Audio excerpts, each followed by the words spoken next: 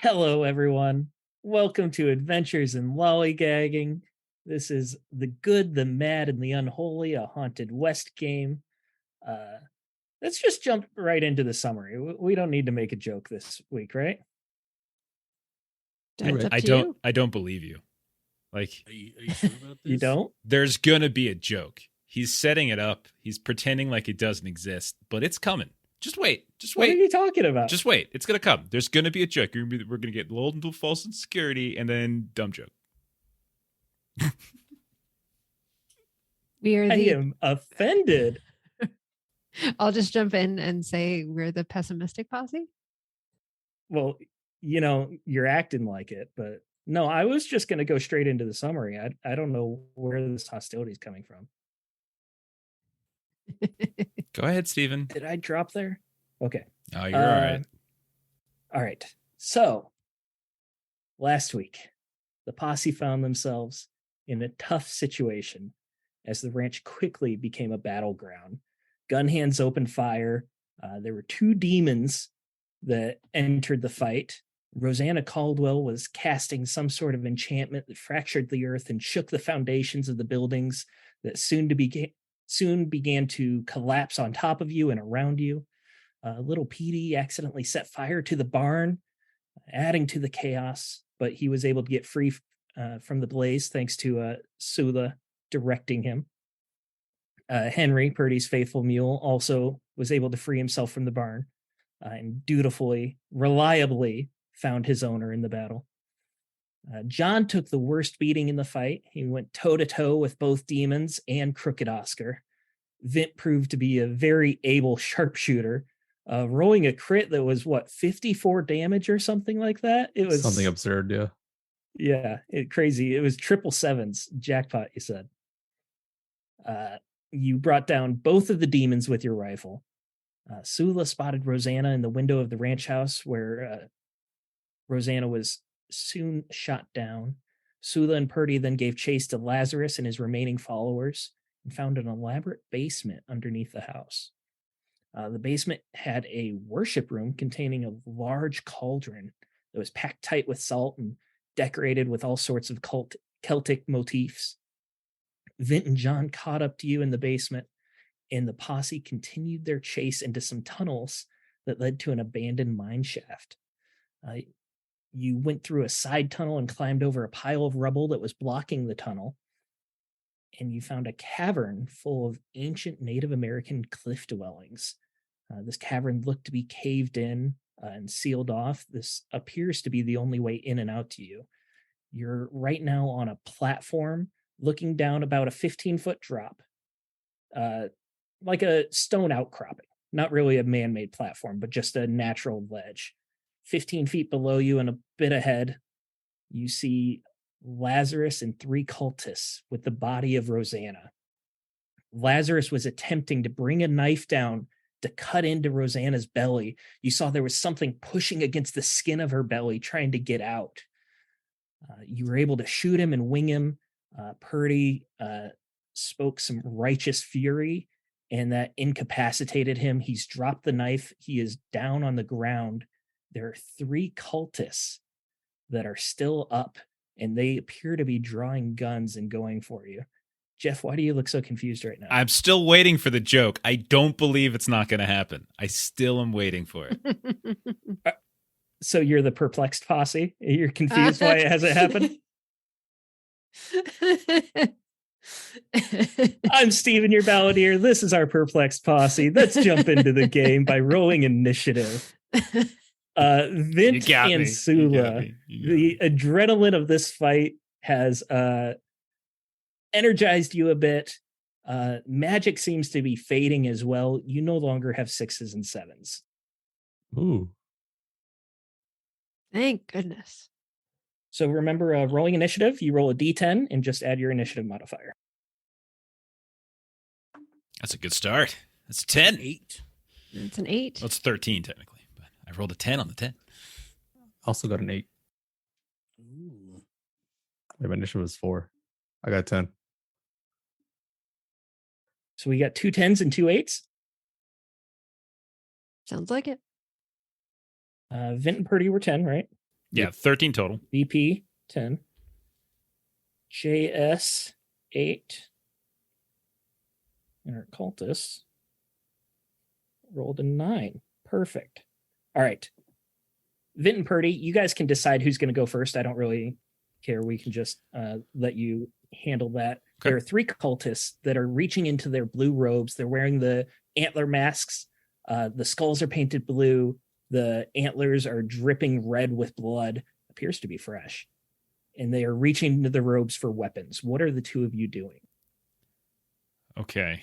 So they were, you said because like the sort of the acoustics was able to kind of shout at Yes, them? you can use your righteous fury here. Okay. The cave, the ceiling's not very high. It's a rather crowded cave, and there are these stone buildings that kind of fragment the cave even more. Yeah. So whatever sound happens, it's going to echo throughout. So Vint, I think if you let Purdy go, I can probably just buff everyone up. I think I'll give that a try instead. Yeah, that's fine. So, because I've already kind of shouted down in fury, this time I'll sort of shout out to everyone around. I'll say, "Hold true, my companions. We face down evil. We face its source right here. Take them out. Take them out quickly. We are righteous. We are right. And they are evil." And I'm going to roll my expression test. So he ain't got no bonuses, so straight up.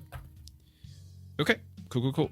That is a 39 under. Sorry. 39 under 64, so that's 2. We normally be 2 jacks, but because I have a bonus, I get 3, right? So Because of your neck. exactly. So I'll give everybody a plus 5% on whatever their next skull call is. That'll be my turn. That's your full round, right? That is my full round. Set to go. All right, Vint, what are you doing? I'd like to attempt a vengeful disarm for my propensity. I forget which the disarm mover skill uses. So the skill will be your actual gun skill, which if you're using a rifle would be long arms. Okay. And let's read the propensity one more time here. What was that from? What type of? It's called vengeful I'm disarm. sorry. So the effect is if it's successful, it just does half damage and they lose whatever weapon they're holding. Okay, so we'll just roll it like a straight attack then. Yeah, so I'll pretty much just shout down with fodder pretty after. Put your weapons down. No one will get hurt. But I'll just shoot them anyways. Pretty much disarming them. All right, let's do it. Roll a 17. So that's plenty of jacks. That's a hit. What did you need? Gosh. I need a 74. Plus 79 if father's pretty bonus comes in effect. So that'd have been 6 All right, jacks. so jacks, you're yeah. maxed out with 6 jacks, inflicting half damage. So what's the half damage going All to right, be? let's see. I'll do all Half jacks. damage with your rifle might be enough to kill him anyways. Let's say 3d8. Oh, I rolled low this time. 6, 7 plus 6. So 13 total damage in half. Yeah, 13. That's low. So half will round up to 7. We could round down if you want. Either way, you're actually going to kill this guy. Yeah, okay. So I just blow his whole arm off, apparently. Like, actually disarming him. Would you like to just disarm, like keep him alive? Like, is that something you'd prefer to be doing, or do you want to? Do you want to go for the kill? Purdy kind of sold me on their evil, so let's just take him out. Okay. Yeah. So he's reaching out, and just as he pulls out a pistol, your rifle just like severs the arm. It's just hanging on by a bit of chunks of meat. There's just blood coming down, and he just falls into a state of shock and goes down. There are still 2 cultists left around Rosanna's body. Did you have anything else you'd like to do, Vint? You could move at least. You could jump off this ledge or go down the ladder. I'll start climbing down and get closer. Okay. That will be their turn. It brings us to the cultists, who 2 of them are going to be pulling out their pistols and shooting at I'm going to number you 1, 2, 3, 4 as you are on my screen. At Vint and John. Oh, John. John, I believe last session you went down the ladder and got a little bit closer, right? Yes, I did. I took my time down the ladder, but then I ran as far as I could after that. Toward Yeah. All right. So you're going to be a bit closer than the rest, but it's still not going to affect their aim. That is just barely a miss on Vint. And a big miss. That's a 99. That's a critical miss on John. Wow. John, how would you like that critical fail to appear? I catch the bullet in my teeth. No, I just kind of like they shoot the gun, and I just kind of like move slowly to the side, just all cool like. Yeah, so you dodge the bullet, and they take another shot after that. And I'm going to say that they're gun jams, and they're going to try and have to take a turn to unjam it with mechanics if they want to. And that brings us to the John and Sula. Whichever one of you wants to go first is fine by me. John, you go. You can go ahead. You just got shot at. Okay. Yeah, I'm just gonna go over to the closest one if I can make it to them. We said that they were about 50, 60 feet last session. You would have been able to get about halfway there, so another turn would be fine. Yeah. So would I be able to make it to them this turn and do something? Yes, you'll be able to get to the closest one. Okay, yeah. I'm gonna just go over to whoever's closest to me and just punch them in the face. All right. And I have a plus 5% from Purdy, yes? Correct. So that is a 64 I'm looking for, and that is a failure. However, can I do that flipperoonie thing? Flipperoonie, if you've got the grit to spend, you can do it. Yes, I do believe I have. Where is it at? Yeah, I have 2 more grit, so this will take it down to 1, which makes it a 47. Yay! All right, so that's a pass. Nice. How many jacks do you get from that? I'm looking for.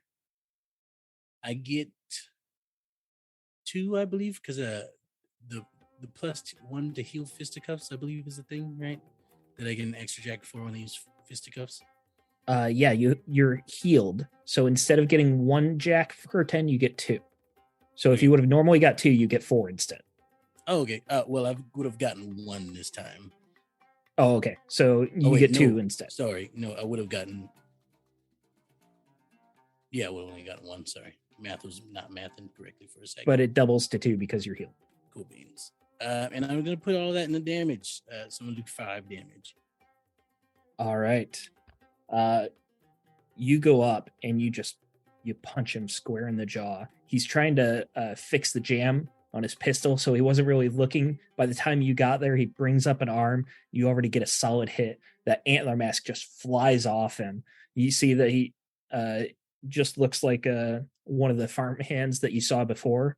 You haven't talked to him yet, but you just see his eyes wide open with fear. You hear a crack of his jaw, but he is still standing. Cool beans. Anything else on your turn? Nope, that's all I do. All right, Sula. So there's like a ladder that goes from upper level to lower level, right? Yes, it's just like a 15-foot drop. You could jump it if you want to try and save some movement speed, but it would just require an athletics check. Sure, why not? Okay. Athletics or acrobatics, actually, whichever one you'd like to do. I have nothing in acrobatics, so I would like to do athletics. And I'm sure there will be an actual answer to my rhetorical why not after I roll this, but we will find out. Hey, that is an 18 under 54. So technically, right, so take yourself some. The 5% goes on that roll because it's your next roll. So it would have been on that. So okay, so then Just that's letting you know. like a 13 18 under under 54. 59. yeah, what Steven said. Yeah, okay. So, I get you get 4 jacks for 4 that. jacks. Okay. And basically you're going to get extra 10 feet of movement just because you're skipping the ladder. Okay. So you're going to be able to get just over halfway to them. I would like to position myself, since I know that John is very injured and he is now close to someone. I'd like to position myself with that last bit of movement so that I can shoot the Absolutely. individual. And by the way, I had my pistols out when I did that jump, so it not only looked Fair cool, enough. it was silent. Yeah, so she did a little slide off the edge, and when she hit the ground, she just remained standing. Her feet just kind of dropped, and she just kept walking with both pistols out. And you kind of go off to the side a little bit, so you've got a good angle on the one that John's punching. You gonna roll your attack? Yes. So, oh yeah, I rolled a 60 under 64. So that's a 60 success. Okay. You did not spend any jacks on that then. I didn't. I was too busy being No a worries. smart aleck. and Just making remember you got comments 4 bank. instead of I didn't say it ahead It's of time. all right. So It's all right. So go ahead and roll damage. You're going to kill this guy no matter what. You only need 1 damage to kill him. okay, well then I won't do math for my damage bonus because I rolled a 2. All right. How do you want this to look? So I imagine I'm kind of coming off to the side and I'm wanting to definitely make it difficult for, kind of this shot to happen. So I was kind of going for like an arm, kind of generally hitting on the side. And so it's kind of like thinking that this person is going to do some damage to John. Like, Yeah, the guy, he's punched in the jaw and he just starts spinning out of the way from the force of John's punch. And it just gives you a very clear shot. And you're able to hit him just right in the upper right. You feel like you definitely pierced a lung. He drops to the ground. He's still moaning and moving, but he's definitely incapacitated. And is that it for your turn? Yeah. And again, that gunshot did not echo throughout this chamber, unlike every other gunshot has. That brings us back to the top with Vint and Purdy. There is 1 cultist still standing. The other 2 cultists are down, and Lazarus still seems to be incapacitated. I think they can handle it. So I think Purdy's just going to go down the ladder like an old man. So he ain't going to do anything fancy. So You don't want to jump off? I kind of want to and do a little special thing at the bottom, but it just doesn't make sense. So I'm just gonna go ahead and get on this here ladder and come on down. All right. You're going to go down the ladder. You're still going to be able to get a few steps away from the ladder, too. Okay. You're just not quite halfway there yet. Yeah, that's fine. That's all I need to do is move. I trust John can finish it off. You would still have a primary action if there's anything you want to do.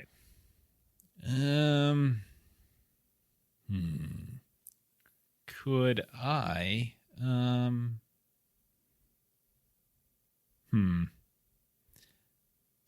How close am I to everybody?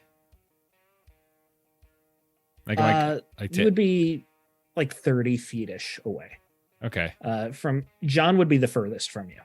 I think I'll still just kind of close. I think I'll just use my primary if I can to just move a little bit closer, if that's cool with you. Yeah. I think that's all I'll do. All right, so you'll be able to get up just about to where John is. You're just a few steps behind him. Oh yeah, he's definitely still in front though, because yeah. All right, Vint, what are you doing? There is 1 cultist still standing. Yeah, I'm gonna fire a shot over John's shoulder here. Just get it done quick. Got a 27. So That's that's gonna be a hit. 4 jackaroonies. I'll just bank him for the river this time. Okay. Rolled for damage. Let's see. That's 11 plus 2, 13. 13's a kill. These guys have no toughness, and they've got 6 vitality. So how are you taking this last one out? Yeah, I aim over John's shoulder after he broke his jaw. The cultist's jaw, and I'll just finish him off. right in the shoulder as well. Yeah, so all 3 cultists go down then. Whether they're fully dead or not, it doesn't matter. They're in a state of shock. If you wanted to try to revive some to talk to, you possibly could, but if you don't interact with them, they will definitely die. Lazarus himself is alive. He's not going to die, but he's clutching his head. He's moaning. Something is really getting to him. Purdy, your words that you used were extremely effective against him, and more so than it's ever been against someone else. What do you guys want to be doing here?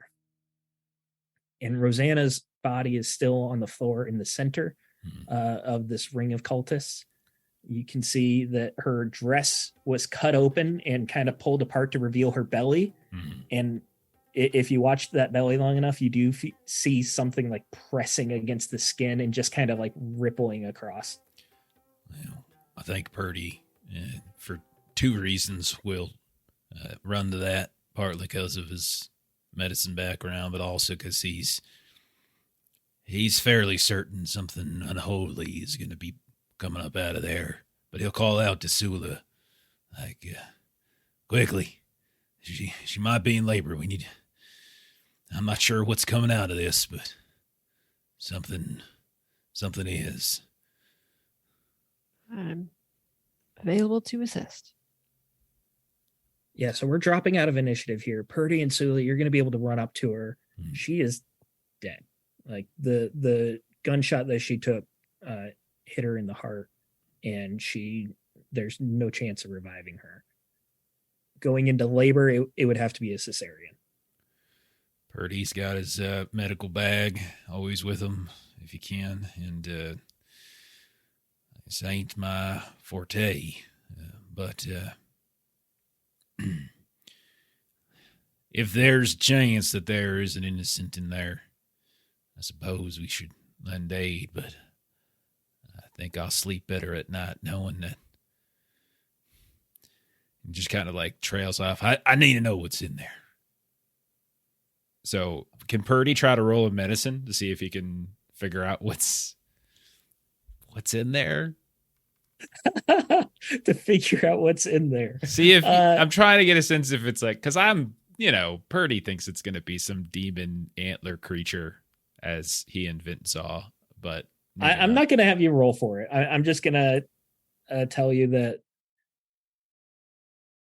a baby can kick and push.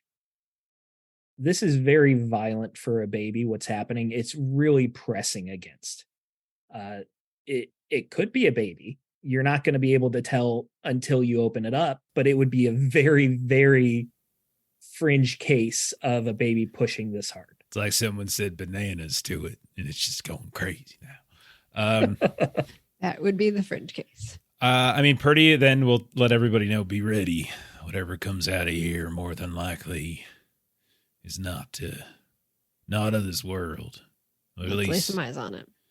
All right, I'll stand here far away from it, just in case. Keep an eye on Lazarus. I have Yeah, to sure. restrain Lazarus if no one's done that yet. Yeah, so you gonna just take some rope and tie him up? Tie him up, tie his hands, legs. Okay. Absolutely. He offers no resistance whatsoever. He seems to be aware and sentient, but just not in control right now, and also in pain. If we want to see what's going on with him, I could use this thing. Yeah. It'll like connect us. Well, that's I guess that's up to you if you want to subject yourself to whatever's happened to him. I'm not entirely sure, but my belief is that whatever creature, whatever entity has been at the heart of this cult here has infested his mind, infected it in ways that both biological and spiritual. And if you want to get a closer look at what that might appear like on the inside, then by all means, steel yourself. 'Cause it might not be good to look at. Well, I'm dying anyway, so. But I'll let you do your baby thing first. You see, when you put it like that, I kind of, okay, let's do the baby thing. Scalpel. Do you, John, you interested in any first aid before we take this on? If you would be so kind to oblige me with such a gesture, I would not decline. I will spend 2 of the jacks that I've got to try to make sure this is successful, leaving 2 for myself. I rolled a 6 under 60. So yeah. So you're going to get a point of vitality back is what first aid offers there. Awesome. Does that Thank do you, anything to where you were at in Mauled? It does. If I take like 5 damage, it'll put me back at 14. Oh jeez.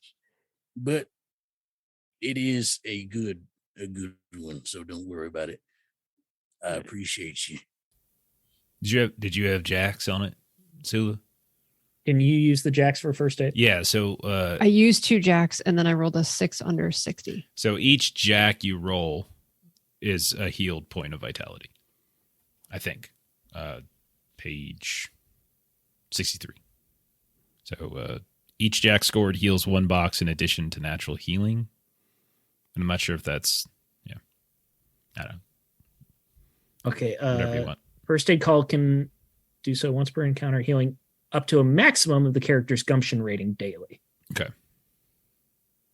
Thank you for that, Jeff. I appreciate it. What's your gumption, John? 4. Okay. I had 4 jacks to spend and I didn't know that was a thing, so I could spend 4. You would spend 3 then because you got the 1 automatically. And you could bank the other jack. Got it. Okay.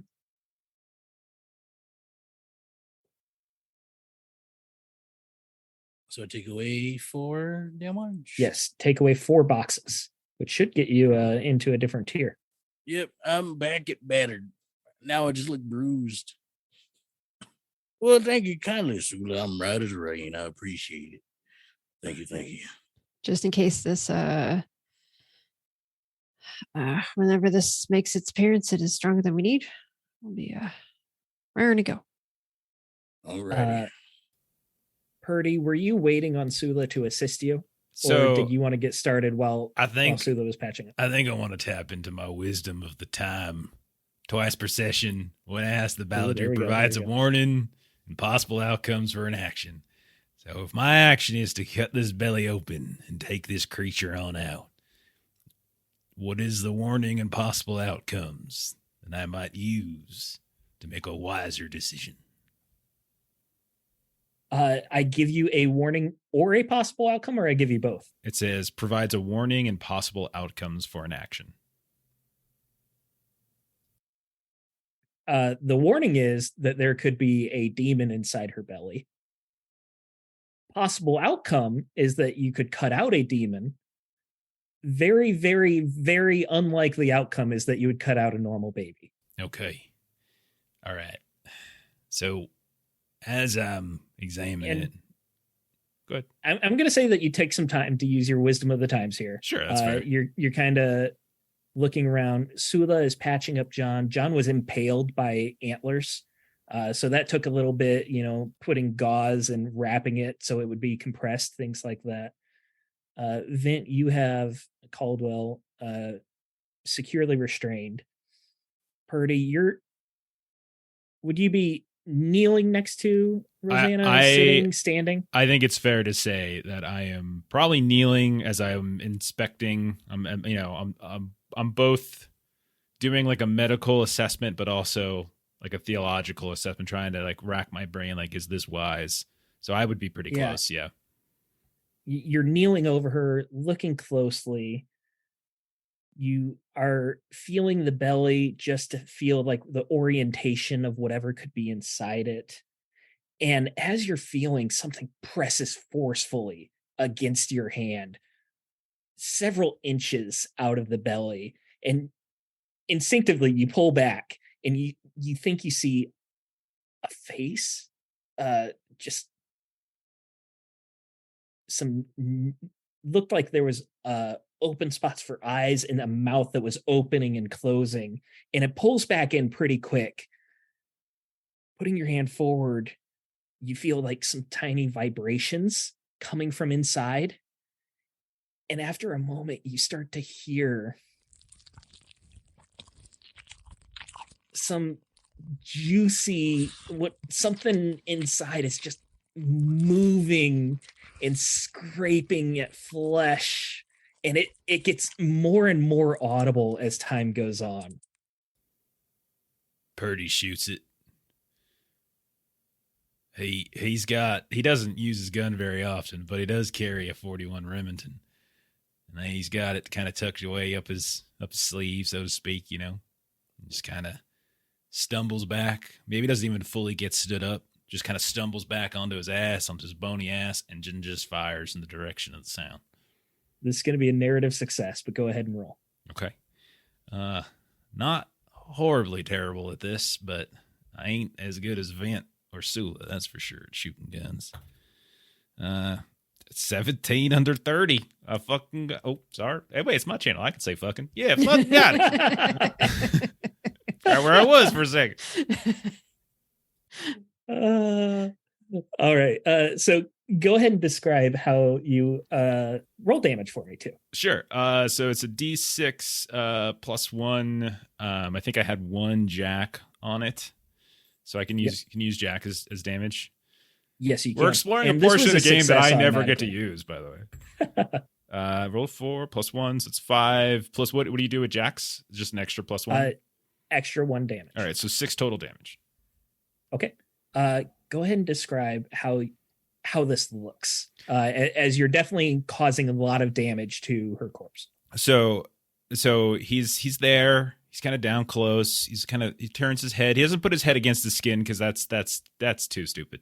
So he turns his head. He's listening here and there. He's got his little bag next to with the various instruments, both of the medical variety and the exorcist variety. And as he's kind of reaching out and he's feeling like the movements, trying to get a sense like, is this just a baby's head? Is there any sort of strange, shapes? That's when the gurgling starts happening. And he kind of like just scrambles back at that point, falls on his ass, and then just quickly pulls the gun out, and instinctively, like it's not even like he's really thinking too much. He just turns and he just fires as many shots as he can get, and into the body of Rosanna. Yeah, you fire and you fire again, doing his, just trying to make sure that the deal is done as you fall backwards. And as you fall, the world seems to fall away from you. You lose a sense of where you are as you feel a familiar presence. And for everyone else watching, you see Purdy fall back and just fall unconscious.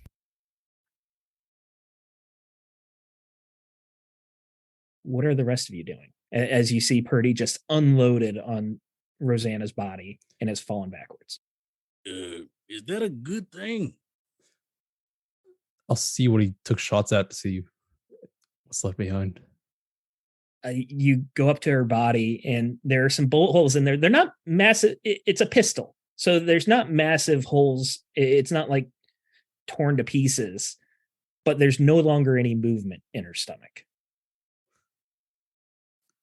I'll kind of kick at Purdy, just like see if he's okay. He's like, hey, old man, you all right? Purdy, I do want a resolve test from you. I know you're good at least, so we'll see how. I am resolved. If you roll a natural 20 to fail. Yeah, that's what I got to do. All right, 1 sec. I didn't have the 20 yet. Okay. Well, that's 12 under 19. I am Gucci. as the children say. John and Sula, what were you two doing? John just watches. Like he just got back. He's stood up now, and he's probably moved a little bit closer, but he's kind of like he's like reached into his pocket and pulled out like a cigar or something, like lights, and he's like, "Was perhaps the strain was more than he could bear? I don't know." And he's just watching to see what happens. Sula is watching oh goodness, Lazarus. To see if there's any kind of change in his status. Yeah, give me a narrative check. You're going to automatically succeed, but let's say observation or medicine, whatever you feel like you would be using to like really examine him. I would say I would prefer to use observation. Okay. And I use one of my jacks to make it a 68. And I rolled a 2. Ooh. All right. Using observation, you would definitely be able to put 2 and 2 together that Lazarus has been afflicted by what Purdy said, that it caused a physical reaction.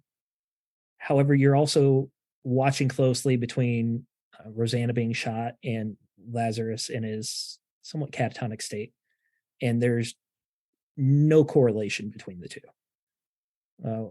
Whatever's going on with Lazarus seems to be entirely of Purdy's doing. Okay. Nothing from Rosanna's death or the death of what's in her belly.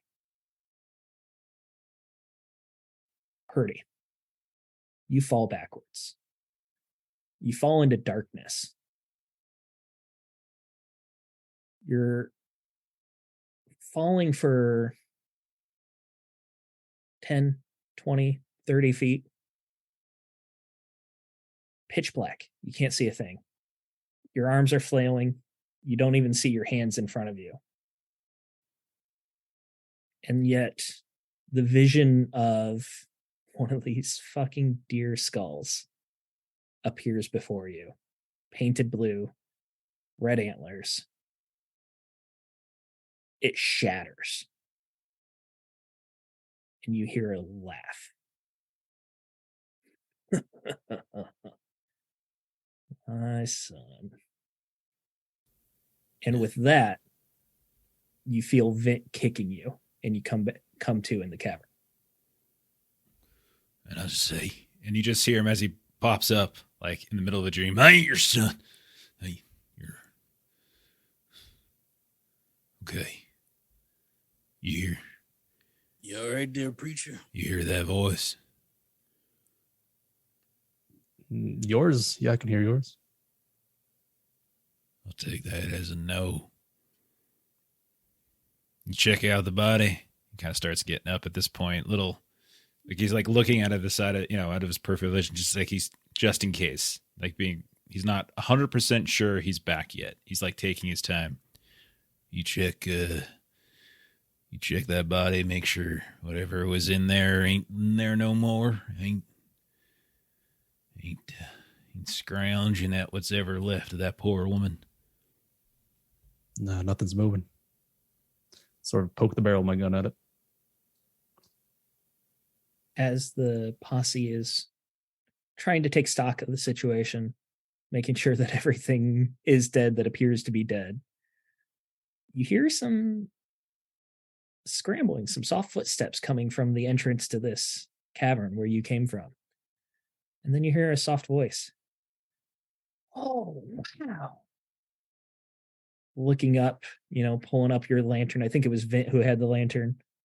You see little Petey just covered in dirt, soot. What is this?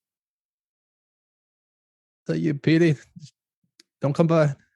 You don't want to see this. This is really cool. Look at this. There are buildings down here. Sula's gonna beeline over to sort of like physically stand between Petey's entrance and everything else. Right now, he's still on top of that ledge that's about 15 foot up. He's looking around. You're not going to really be able to physically block his view of like Rosanna and everything because he's higher than you until you like go up the ladder. And up the ladder, Sula goes. Okay. What? Hey, Sula.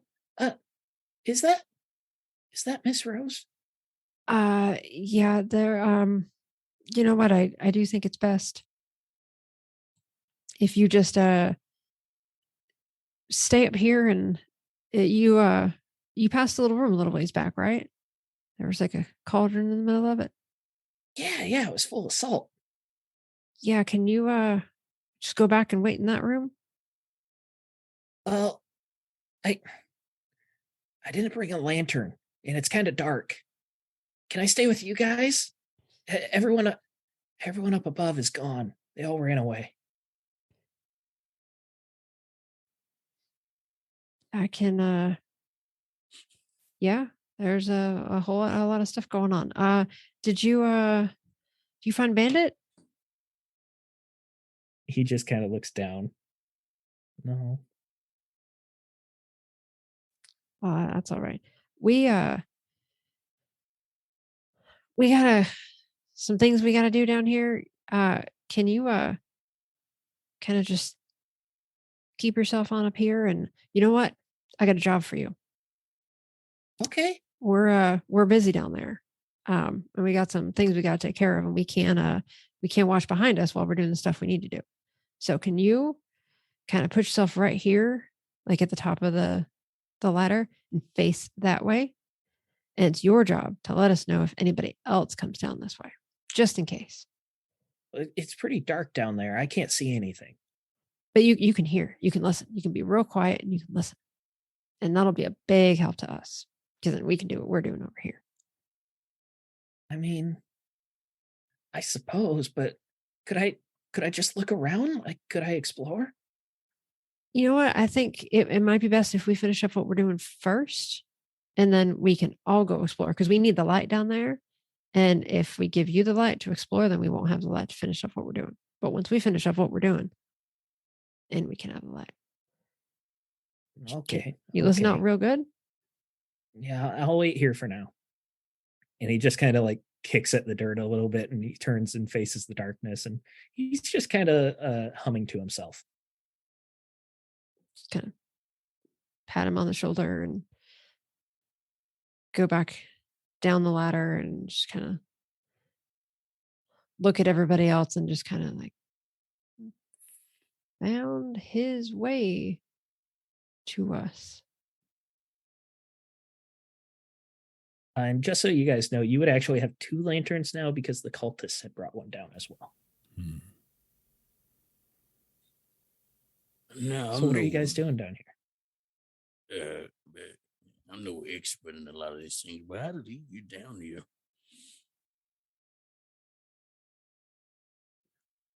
That passageway was hidden, it wasn't it? They came the way we came. Was that the way he came, Sula? He didn't say specifically. I mean, you can see that he come the way we came. Oh yeah. He came in that way. Might have just followed, or maybe we got to ask the boys some tough questions. For now, he's being, and just in case he's listening, so it's going to be like he's being real helpful to us and keeping an eye on that entrance, make sure nobody else comes in. You just hear him humming.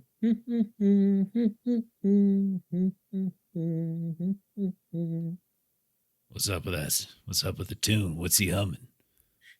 I do not trust it. Sam, I am. I do. What's he humming there, Balladeer? What check do you want to roll to see if you know the song? Arts. All right, let's roll it. Okay, sucker. I got a 50 in arts. Let's see. That's a 13. 13. Mhm. You are extremely confident that you have never heard this song before in your life. Kill him. No, he's no. Honestly, I think as long as it doesn't sound like something malevolent, I think Purdy. It sounds weird, especially that a little kid would be in the dark just humming to himself. There's definitely something off about that. Yeah. You're right in feeling that. Okay. Especially after what he just witnessed and saw, his entire home erupted into chaos just a half hour ago. Well, it's the 1800s. That happened to everybody. Yeah. It is the 18. All the songs are weird and creepy in this time period. That's true. That's true. Not that I have any knowledge of the future or. Okay. So, what are we doing with these? Someone needs to keep an eye on that boy so he don't go wandering off or he don't see something he shouldn't. I want to take one last look at Rosanna to make sure whatever that was in there is dead, and I want to know what it is. And someone's got to get that Lazarus man, wrap some rope around his wrists, and we can lead him on back like a lost sheep.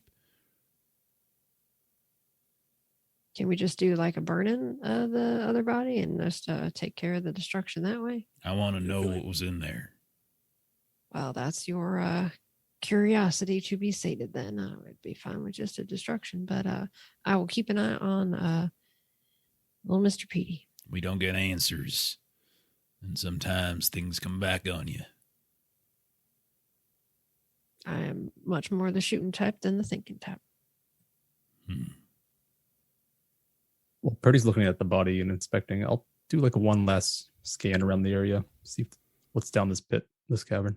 Okay. So that'll be, say, some sort of like awareness, observation, or deduction from you, Vint.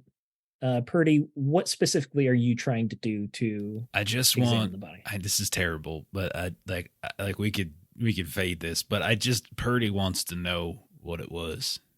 He wants. So you're going to cut it open. I want to know what he shot. Yeah, Purdy wants to know. He's got. Would the rest of the group like me to fade this, or would you like me to describe what's in there? You can describe it. I'm fine either. Okay, that's fine. So Vince's going to do a walk around.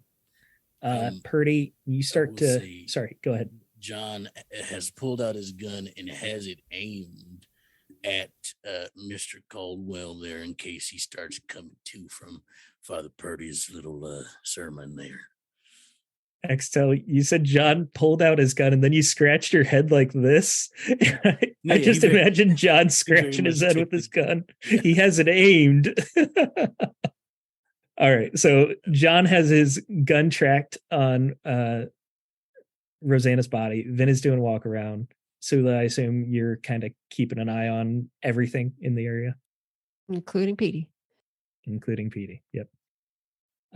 Petey definitely looks like he's getting bored already. Purdy, you start cutting and you're trying to be respectful.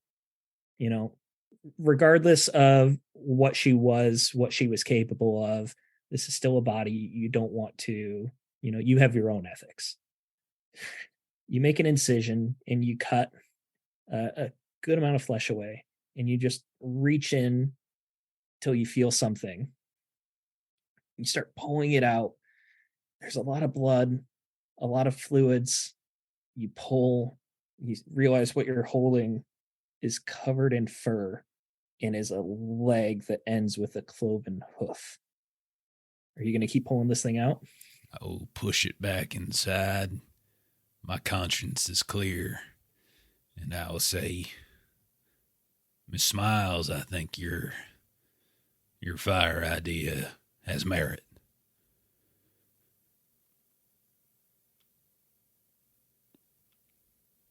Is there anything around here that looks kindling worthy? This is all stone. Back in the mine, there were timbers that were used for support. There were timbers that were used for like the minecart tracks to hold them in place. But in this cavern, not much. Then you could take the robes off the cultists and things like that, but it wouldn't be enough to burn an entire body. Well, The oil in the lantern wouldn't be enough either. that's what I was gonna say. Okay. Yeah. That would be plenty to start the fire, Mm. but it would take a lot of fuel to burn the whole thing. Well, we just gotta set the bodies on fire. We don't gotta burn down this whole place, do we? No. Why would we burn down this place? This place is not responsible for what's happened here. It's these folk who is. No. We can start the burning and return if needed. We shouldn't linger. There are many things that we have to inquire about back at the ranch. The cauldron, the art, other information. I have a sneaking suspicion that although we might have stemmed the problem with the Caldwells here, the greater demon that has led this family astray is not yet accounted for. And what do we do with Mr. Hospitality over here? I think he comes with us, and we give him over to Ignatius, and we tell Mr. Freeman exactly what transpired here and how Mr. Lazarus was responsible for a significant portion of the terror that has unfolded here. All right, I'll take Mr. Tied Up person. I'm running out of nicknames for him. Vent, Purdy, y'all okay with starting this fire? Yes, sir. All right, come on, Mister. Before we get to I gotta that, come up with a new nickname. Then what did you roll for your investigation? It was a 56. I needed 24, so I failed it. What skill were you using? Observation. Observation.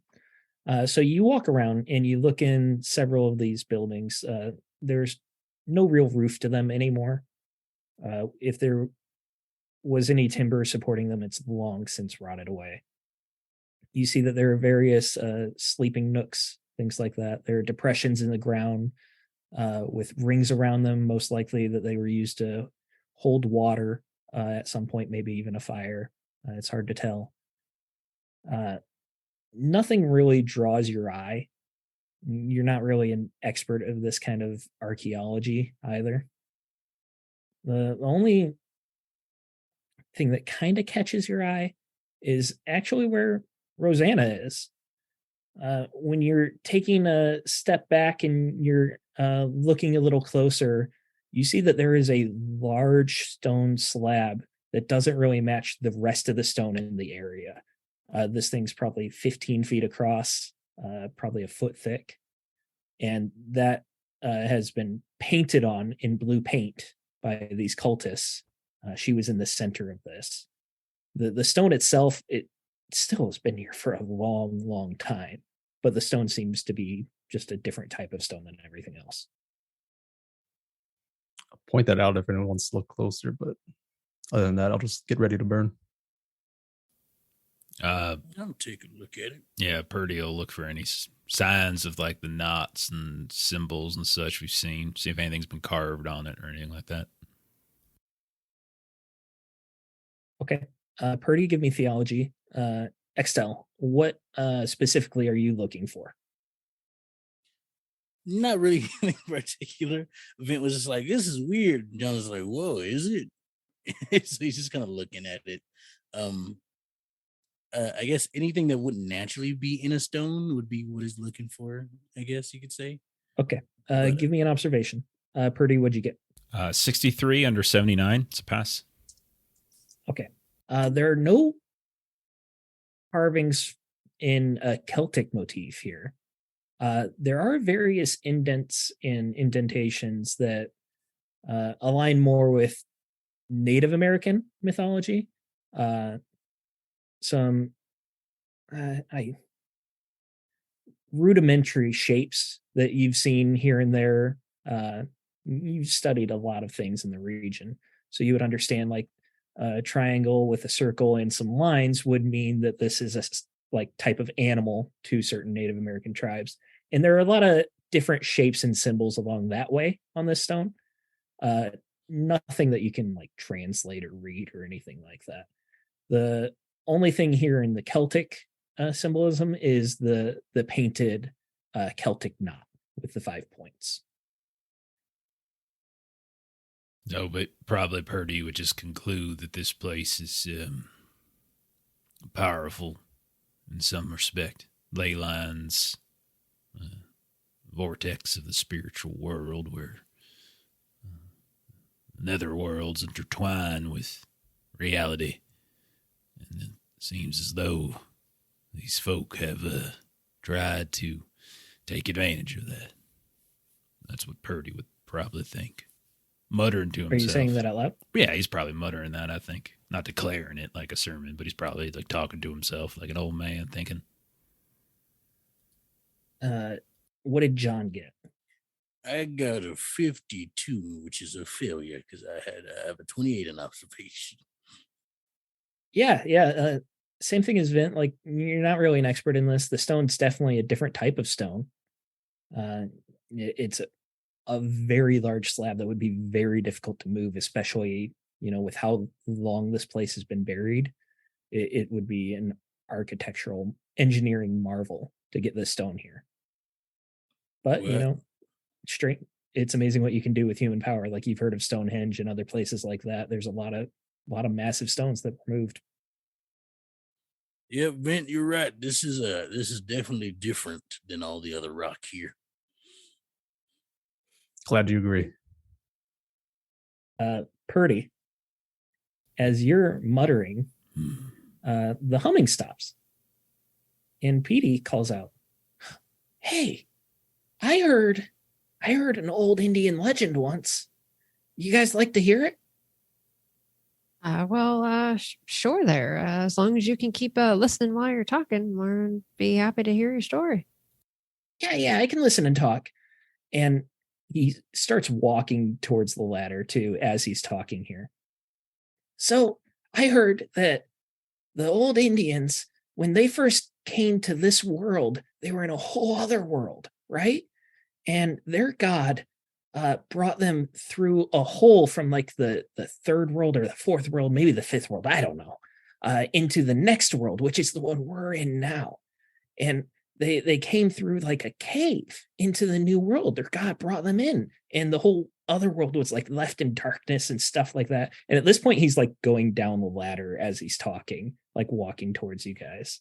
Isn't that crazy though? Like that there could be a whole other world just like directly beneath us.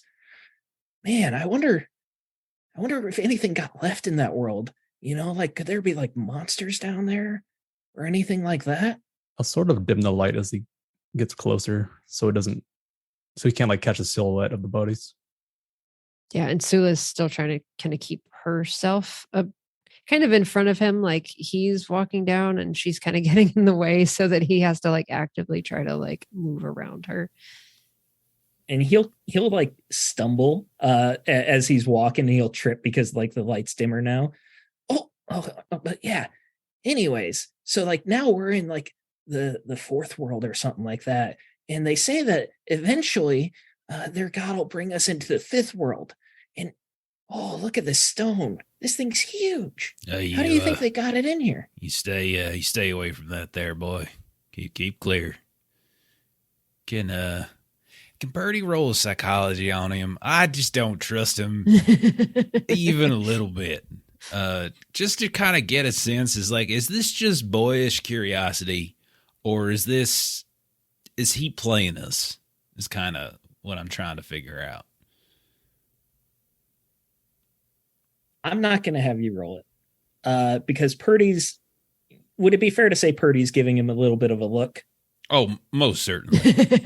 Most certainly. And Birdie's covered in blood and everything, too. Don't forget. Sadly speaking. Father Birdie, why are you looking at me like that? Yeah, I'm just doing some calculations in my head there, Petey. That's all. Well, you should be more trusting of me, my son. Kill him. Kill him right now. Come on now. There's no reason we can't all be friends. All right. This still looks like Petey. Do they... well, I won't know this, so I'm just gonna do my action because I won't know anything. Yeah, I you heard it will. first. I will start stomping my feet, and I will say, "The power of the serpent shall wrench free the evil from this boy's body. You are not wanted here." And you all will see a bunch of snakes just start emerging up from out from underneath me or out from you're not really sure. Out of your pants legs. Yeah, just sort of like they're just sort of suddenly raining snakes that just kind of yeah. Purdy, who were you next to? Well, you said that he got close to the Yes, slab. I'm asking if you're next to anyone else in the posse. I would think that I am next to. So John has most recently been inspecting the slab, so I would say he might be relatively close as well. And Sula said she was trying to stay in front of him as well. Mm-hmm. Yeah, in front of I'm you. there too. Vint, where were you at? Sort of probably step away from the slab. Not in the middle of this. It's like I was still checking out one of those buildings in the back. What's happening? All right. So this mass of snakes begin to wriggle and writhe out of Purdy's pant legs and spreading out in the immediate vicinity. Both John and Sula, I want a let's say reflexes test. Not a call, not a skill, a reflex test to try and get away from these poisonous vipers. My reflex is that's cool. I passed, I believe, but my reflex is 19, and I have a +1 to all. Oh wait, Yeah, no wait, yeah, you sorry, do. no wait, sorry, I was looking at physique. No, it's a 15. But I have a +1. Does that? Wait, no, Right, so- sorry. The question is invalid now because I realized because I was looking at physique and not reflexes. 15, 5 on the die. There we go. Sorry. 15, but you get a +1, so you would actually need a 16 because of that peculiarity you have. But a 5 is a pass anyways. Sula, what did you get? 8 under 19, so I passed. Okay, so these snakes begin to spread out and disperse. Sula and John, you immediately start backing up. And you know Purdy is a snake handler, but the fact that he had snakes literally on his person is very shocking. Petey, on the other hand, walks forward towards these snakes, and they're coming at him. And he just reaches down, and they start curling up his arm. Oh, yes. We always feel the same calling, don't we, my son? And these multiple snakes are curling up his arm and just biting him, just fangs going up entirely. This little boy is being covered by venomous snakes right now. What are you all doing? Kill him. Did we hear Petey? Or are we hearing him speak to Purdy this way, or is just Purdy? Yes, you are. You're hearing all of this, seeing all of it. Question: does this feel like the last time I encountered snakes? Like when I was fighting that demon and I saw snakes all under me and stuff. That's a good question. Let's call this we'll call it a resolve test. Alrighty. Or if you wanted to do a skill, you could do resilience, we could say. Let's see. Where's resilience? It's under resolve. Oh, it'd be the same either way. So I'll do the test with the D20. Ooh, that's a big failure. Yeah. It was all real to you. Everything about it in the earth was real to you. This right now is very real to you. It feels exactly the same. There's no distinction. Oh, whoa. What? I'm confused. And that's what John says out loud. As he's kind of stunned to do anything. Because he's kind of like, I don't want to hurt a kid. But he's also like, but is he a kid?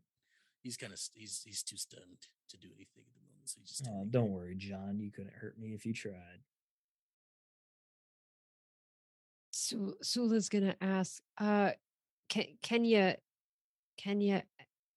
exercise or we gotta kill the body?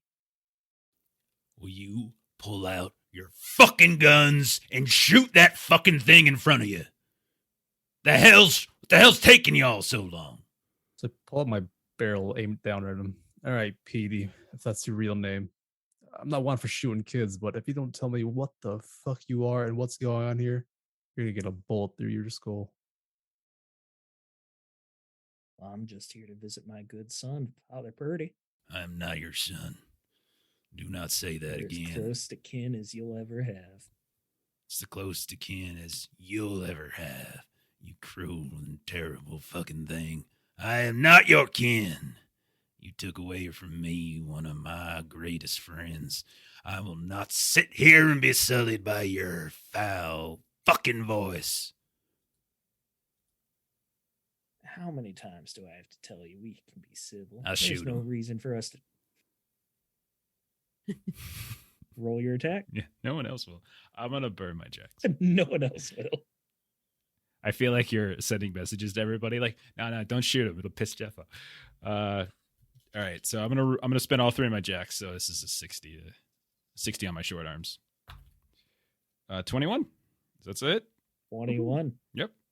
Was that 3 jacks? Roll your damage. I will roll d6 plus 1. So 5 points of damage. I'm gonna keep the jacks though. All right. 5 points is enough. How are you killing little Petey here?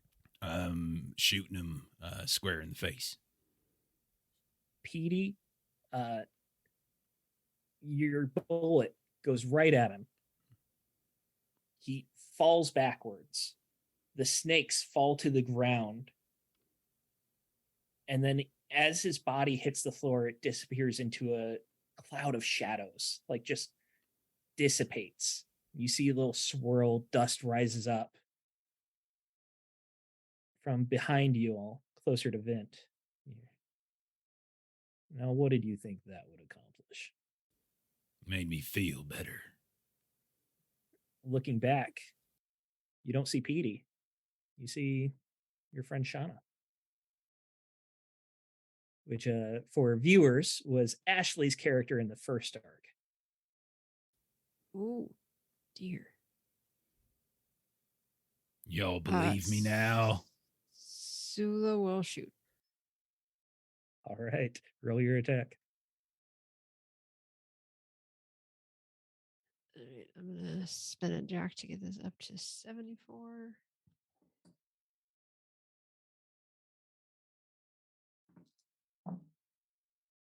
Oh, no. That is a failure. I'm going to spin a grit To flip it? to flip it because it's a 91, which will switch it to a 19. And then I'll get my jacks back. That is a good movie, Jeff. Love that. Um, Time. That's why anytime I hear music, that's what I'm thinking. Yep. That's exactly what I'm thinking.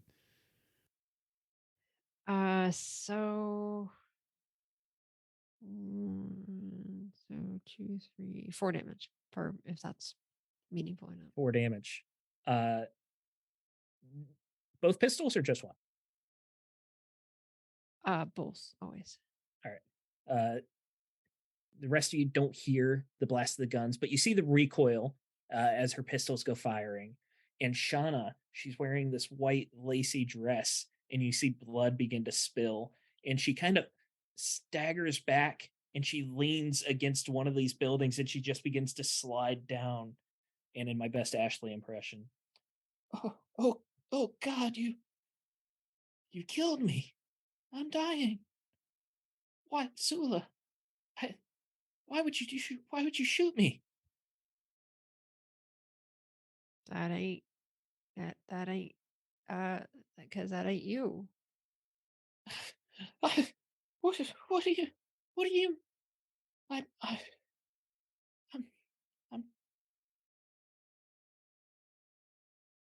and she falls to the ground. You see her corpse there lying on the ground. Sula just looks over at Purdy. What that? Zeke. Many But that- powers. But that's her- Hold your faith. He is not dead yet. Do not shed a tear for Shanna, whether that is the real one or one of his fictions. She would gladly give her life to take out this creature. that Show is her yourself. choice to make, not ours. And Sula goes over to Sean's body. Show yourself, you coward. John and Vint, what are you two doing? John's still confused. He does have his gun out though. I've never met this person before. I'm just kind of like, what's going on here? I'm sort of just as confused. Like, you shot him. Where is he now? It's like, sort of just start the fire. And I think we spent too much time in here. Sort of just start leaving. You fucking fools. We came to this place because it was a nexus of demonic activity. You've seen things that defy the natural world, and you sit around here and expect explanations all the time. Trust me, there is a power here. It is not dead. It is more powerful than anything you have ever seen. It is evil incarnate, and it is not done with us yet. Get your heads out of your asses and start taking this thing down. Show yourself, you coward. Sula, I want a dodge skill from you. Alrighty. All right, that is just a reflexes check. And that is a 5 under 19. I'm sorry. You said 19 is your actual skill and you passed with a 5? Or were you doing a test for reflexes? I was just doing a test for reflexes because I don't have dodge. Is that how that works? No, in this case, I want sorry. the D100 for dodge. Sorry. And so then if I don't have it, then it just is these. Then so it yeah, defaults to 19. Yes. That's right. Got it. Sorry about that. Sorry, I was doing a weird thing with the resolve and resilience for John earlier. That's on me. I should have spent, but I didn't. So that is a 33 failure. Okay. Is that like as a you crit go, fail? 33 would be a critical. Yeah. It's not a critical failure though. I don't think. It doesn't matter. It's more of a narrative situation, anyways. Okay. You go forward and you're checking out Shauna. You still have your pistols out, of course. And as soon as you get close to her, her eyes flash open and she smiles, blood's dripping down, and in that masculine voice, "Oh, I knew you cared after all." And with lightning fast speed, she reaches out and grabs your face and pulls you close and just a massive exhale blowing right onto you. You instinctively pull yourself back as quickly and violently as you can, shoving forward, and Shauna's body also dissipates into dust and shadow.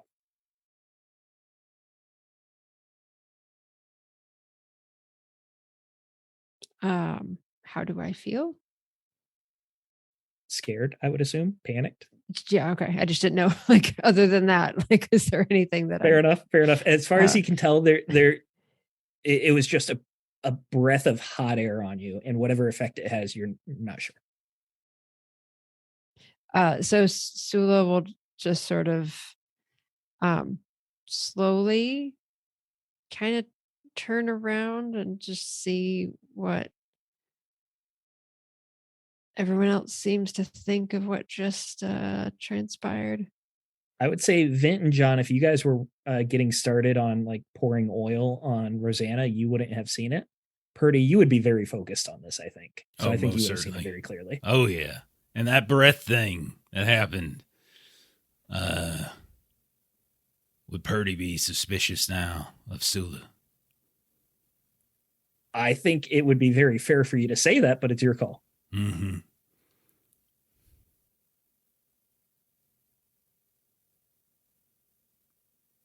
Okay. He'll call out to Vent. He call out to John.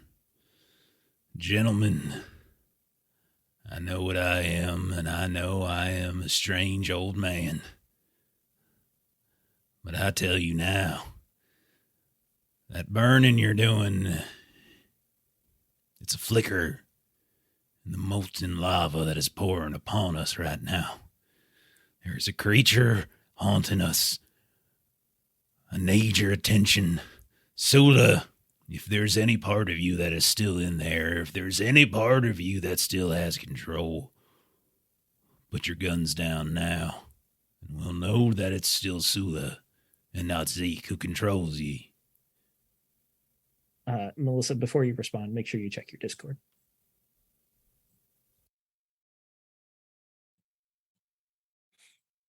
I'll listen to Pretty's words here, sort of drop what I was doing and aim my gun towards Sula. Just listen to the man.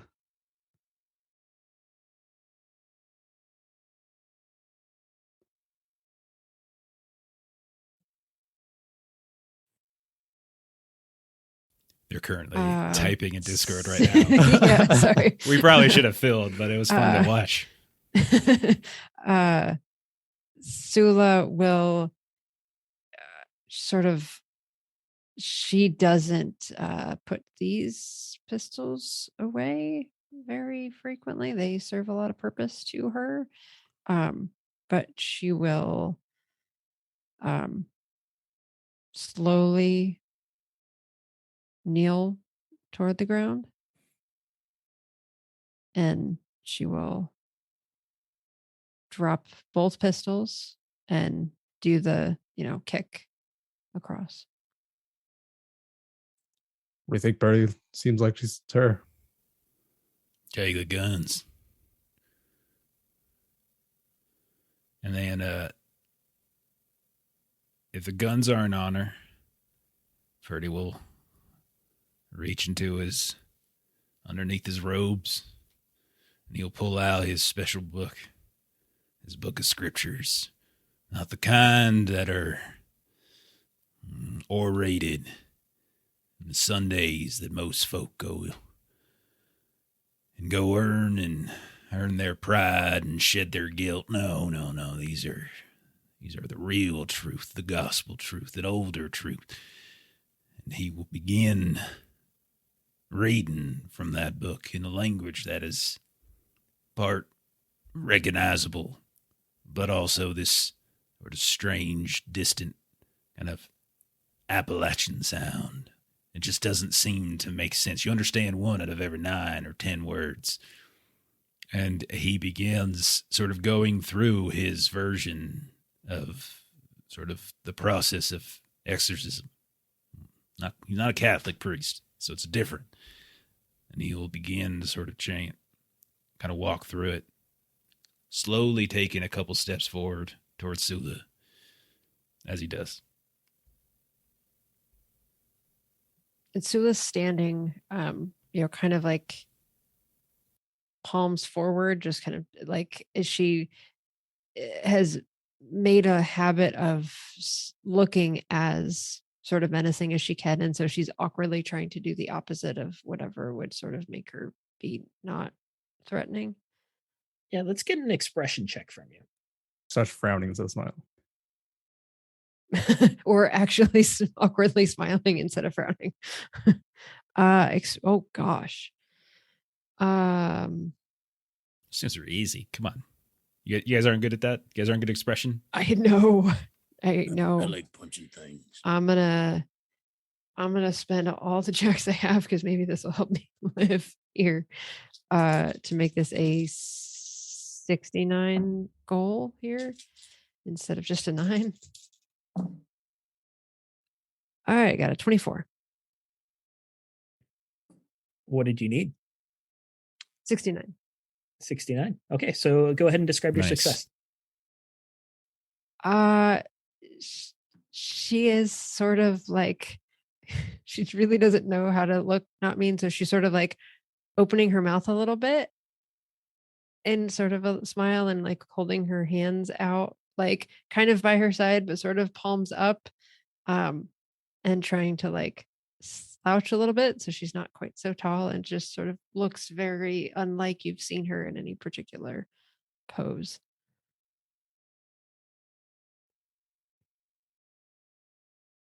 How's the rest of the posse responding? I've taken out my lasso. I had the gun in one hand, the lasso in the other. Although I have not moved to do anything, but I am ready if anything does pop up. Not especially at Sula, because I don't know what's happening there. But I'm just kind of like anything that's happened, I'm ready for it. Yeah, I'm sort of just waiting on if another shadow or figure pops up. As far as you guys can tell, there's no other figures popping up. At this point, it'd be fair to say that you've covered Rosanna's body with the lantern oil. She's not on fire yet, but whenever you guys are ready, you can. Lazarus himself, it seems to be not moaning in pain as much as he was before, but he is still catatonic right now.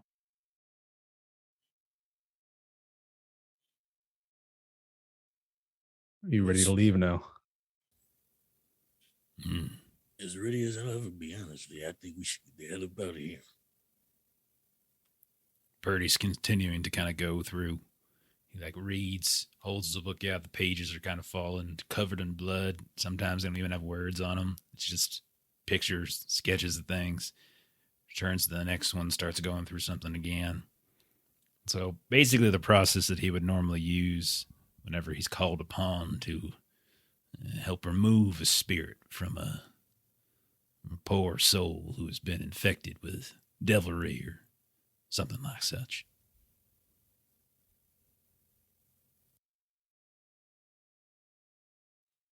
All right. Miss Sula, is that you? That is you, correct? It sure feels like me.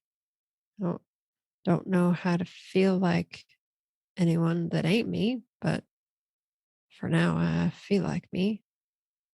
I understand the mistrusting and whatnot, but I don't feel any particular urge toward murdering or none such thing like that. So maybe it's all right. All right. We gonna walk out of here real slow, like everybody.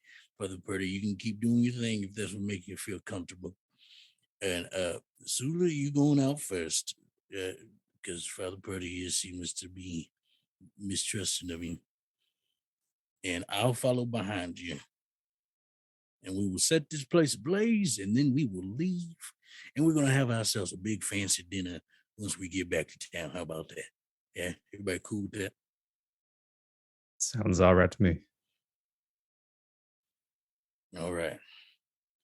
Let's go on Right. out there now. So John or Vint probably picks up Lazarus in a fireman carry. He's an average sized man, so it would be exhausting to carry him for a long time, but you don't really have much choice right now because he's not capable of walking. You can then start the fire as you leave. It gives a very soft glow. You would expect it to glow a lot brighter. It's definitely caught on fire and it's burning well, but the light just isn't throwing as far as you would expect, especially in a cave like this. You would expect it to light up a little bit more. Going up the ladder into the mine shaft. The most difficult point here is where that cave in happened. You have to, one person goes on the other side, then the other person just kind of feeds Lazarus through. Someone's pushing, the other person's pulling. He gets scraped up, he gets banged up. At this point, you guys don't care that much. It's not really doing him serious damage. He'll be sore in the morning, but worse things can happen. You start traveling again through this mine shaft. You feel an odd tremor here and there, just a shake through the ground. Nothing worrisome, like you don't feel like there's going to be a cave in, but it's definitely not something you really felt before. You think with that enchantment that caused the shakes before, maybe there's some afterquakes. You don't know. Dust occasionally falls down from the ceiling. You continue on. After about 5 to 10 minutes of walking like this, that's when Lazarus starts to come to. John or Vint, which one of you was carrying him? Or were you taking turns? Were you both carrying him? How were you doing this? I can hear him. Okay. You're carrying him and you feel movement at first, just soft movement, like he's not wrenching away from you, but you can tell that he's coming to. Is there anything you'd like to be doing? I'll let him do his thing. If he wakes up, if he's violent at all, I'll just knock him out, but sort of greet him if he's awake. Rise and shine.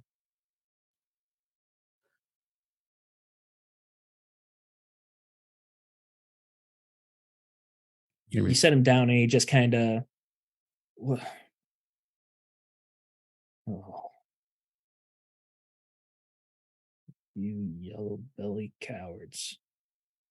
Killed my wife. Burned my land.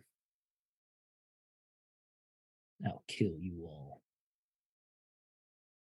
I'd like to see you try with the way you're in right now, but we didn't have much of a choice. I offered you my hospitality and you ruined me. Well, now we're going to have to offer you ours, so just sit tight. Yeah, you'll be in a nice cold jail cell by in a few days' time. Don't worry about it. It's real comforting. They serve the best few days old oatmeal. It's great. You'll love it.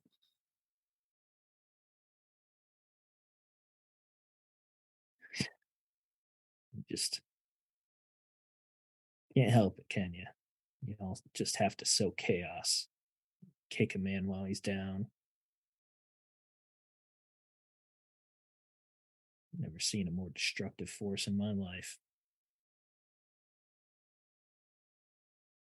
I've seen a lot of things tonight, and one thing I can observe is that you, sir, are not a man. You are anything but. I don't think you're anything like a demon of sorts, but for someone to allow such evil into his own home, well, Evil. There was no evil in my home except when you stepped in it. I beg to differ, but you go off. I assure you I am but a man. Rosanna, she was beautiful.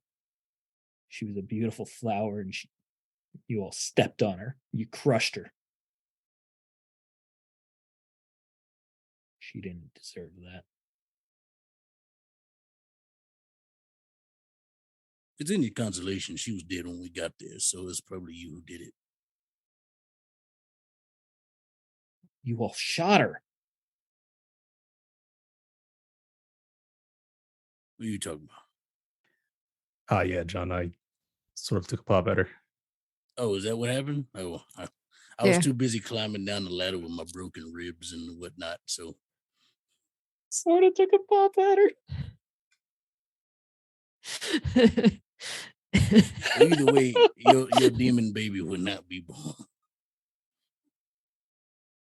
All right, give me a second here. I'm writing that one down. All right.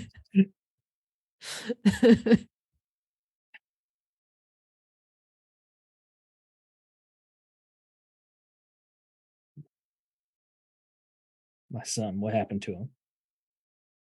What happened to Dion? Your son was an abomination.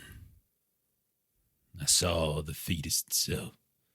It was not a baby that was being carried, but something other.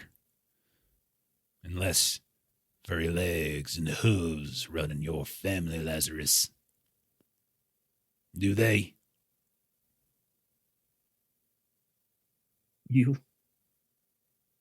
That was all I had left of her. She was You killed my wife. You killed my 3 sons. No. If you don't finish the job, I'll kill you all. You better kill me right now. Purdy shoots him. All right, let's roll a narrative success here. While Vent is holding him like over his shoulder. He said he was It dropped to the ground. Yeah. Okay. 15. I don't know, man. I'm freaking like Annie Oakley with this freaking gun. It's a 15 under 30. All right. He was already very injured. So you narrative success. You only needed 3 damage to kill him. You're gonna get that with the pistol, no matter what. He was restrained. You don't have to aim or anything like that. Go ahead and describe how Lazarus is dying here. Yeah, he's not even like, I got the book in one hand, I've got the gun in the other. He gets halfway through it. Purdy doesn't give a damn about this guy at the moment. He's not important. He's threatening us. He's talking nonsense. He's whatever. So he gets halfway through, you better kill me. And he doesn't even say now. I shoot him right in the face. And then I mockingly do some sort of kind of Catholic cross. Rest in whatever the hell you call this. Sure as hell ain't peace. The gunshot echoes through the mine shaft. What are you all doing? Wait, can we still get a bounty off him? Live or dead. Might be cheaper. But at least we can drag him. So it has... Just for good. Reminder, there was no actual bounty on Lazarus. You guys were just charged to investigate if he was a threat to Perseverance. You went a little bit beyond that. You're overachievers. It's fine. You go above and beyond. But there's no actual bounty on Lazarus as far as you all know. So we return with our investigation that he is a danger, and then there's a bounty and we turn him in. Yeah, we just gotta hide him in the Carter or something, and then we'll be like, well, good news. We already got him. Although I will not be there for that. When you do that, I will be somewhere else in town or something or the other for personal reasons, not for anything of the sort. Like I'm afraid to go in there or something. Like, why would you think that at all? Is it getting hot in here? So does this mean Vent takes the body back up? Yeah, I better take it along with us. So has Sula been reacting at all, even imperceptibly during this walk when I'm just constantly doing like my scripture, my tried and true? Are you looking for physical reactions? How her behavior is? Behavior is going to be hard because Sula's very stoic. Okay. I mean, I've got pretty high observation and psychology. If you're going for like her physical responses to things, let's go observation. If you're trying to like see if she's acting different than normal, if there's like different emotions flowing through her, that'd be psychology. Okay. Sure. Okay. I will burn some jacks that I got to make this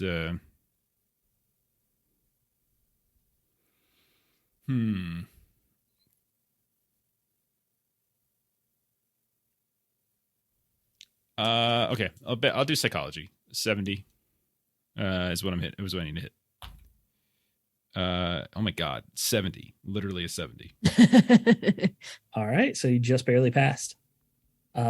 Sula, would you say that your behavior has been out of the normal considering the stressful situation you've been through? This is a bit of a turn of events with Purdy being the one shooting the guns and Sula just sort of walking around feeling relatively useless. But that's about that.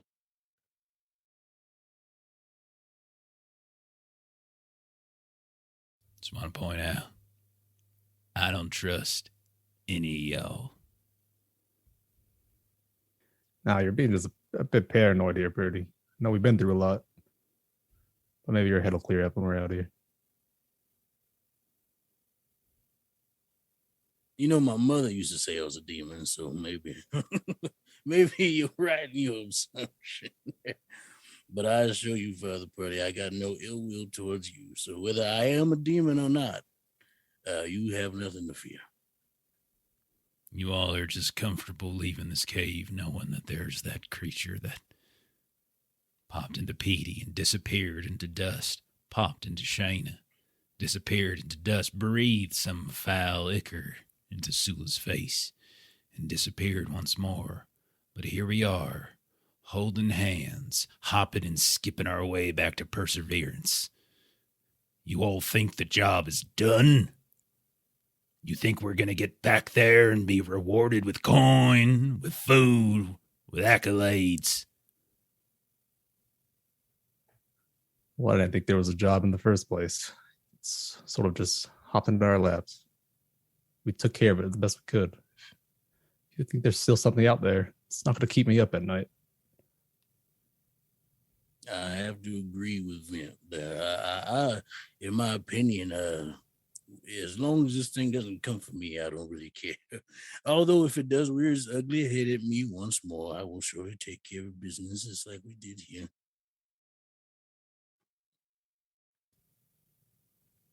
We did notice some Celtic nonsense and whatnot along the way in, I suppose, given what was successful at the homestead. It's taken some of the effect out of the area that perhaps if we did some sullying to that cauldron assault, that could perhaps do something.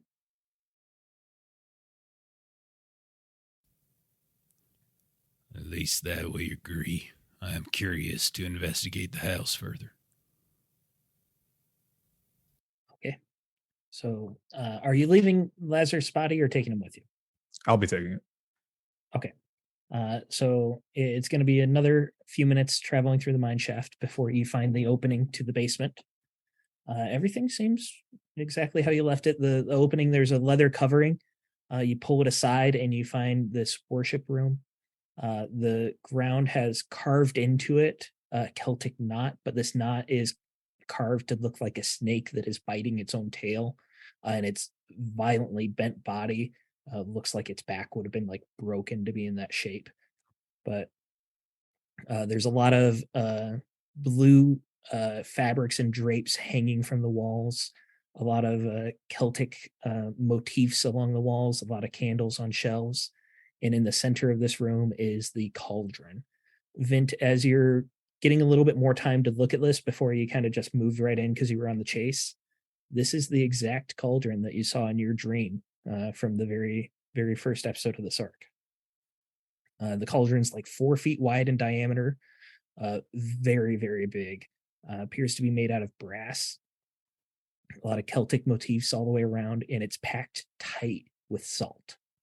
Yeah, upon seeing it, I sort of just drop Lazarus from my shoulder. I sort of like line it up, seeing John nearby as well, just like triggering. This is it. Yeah, I saw this. You guys found me. Yeah, oh, you did? Yeah, it's whatever was my visions, but this is what I saw. I don't know what it means. Was it doing anything in your visions? I don't quite remember. It As a was like filling or reminder, something. The first time you saw it, John rise up out of it, and he was soaked in blood as if the cauldron was full of blood. He was rising out of a pool of blood. The second time you saw it, there was a hand that reached out that looked to be like some sort of mummified, shrunken hand that was also dripping with blood. And that reached out to you and you grabbed it. And that's what pulled you back to life as you remember. Yeah, and then sort of maybe inspect it, get a little close to it, see if it triggers anything in me. Getting closer to it, the salt is packed almost to the very top of this. And except for one section off to one of the sides, you notice that there's It looks to be like a piece of leather that's buried under the salt. You only see an inch and a half of some sort of like tan leather that's mostly buried in the salt. I'll poke at it, try to pull it out of the salt. Yeah, it's the salt is packed so firm that you can't just like grab around it. You kind of have to dig it out a little bit. And as you start to dig, you realize that it's a foot. It's a mummified foot just barely sticking out.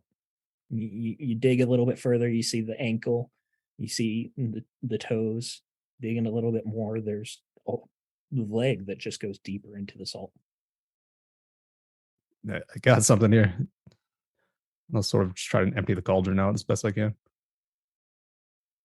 Yeah, you dig at it, grabbing whatever utensil you can to try and break up the salt a little bit easier so you're not scraping, digging under your fingernails. It burns as you dig through the salt getting under your nails. You get a bit of an outline as you get deeper and deeper, and you're pulling out what would be like buckets worth of salt at this point.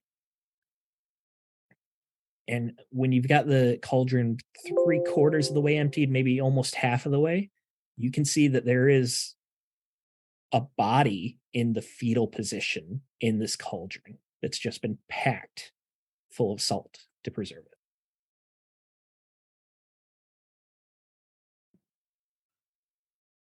Any of you recognize this fella? Try to get a good Uh, look at him. Get a good look at her. It's a very old body. It's very well preserved, but it's definitely mummified. But you can see that it has the slimmer frame of a female. You see the side of a breast that's been mummified. You see long hair that's buried in the salt as well.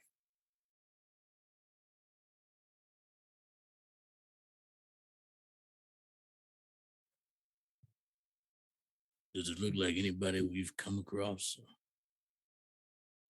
Give me an observation check. But even if it was someone you came across, to see like their body this dehydrated and shriveled, basically, it would be very hard to. That is a 95. That's a massive failure to answer with. Yeah, that kind of answers your question. Like whatever shape they would be in, if it was someone you came across, it would be unrecognizable at this point. Are there any wounds, signs of? I mean, it says mummified, but is there anything to suggest how it might have been, that the body might have been killed or prepared? Yeah, or let's anything like go. I would say medicine on this. Okie doke. I don't have no jacks, so this is just straight up 50-50. That's an 80. That's a fail. Yeah, without at risk of destroying the body, like completely digging it out, pulling it out, and flattening it from the like profile view that you're looking at right now, you don't see anything that would indicate how it died. Then I want a uh what's the skill I want? I'm sorry.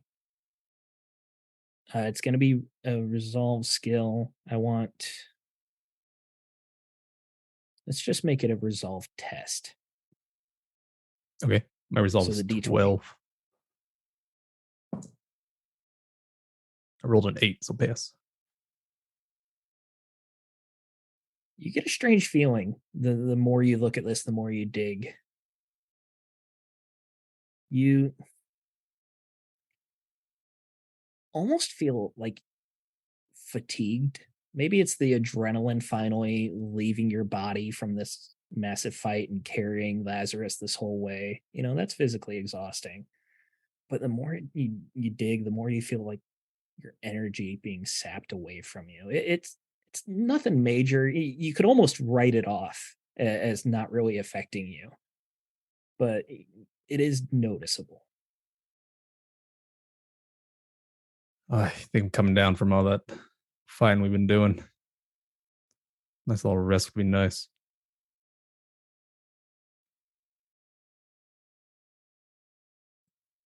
Are the Celtic symbols still uh like can they be mussed with?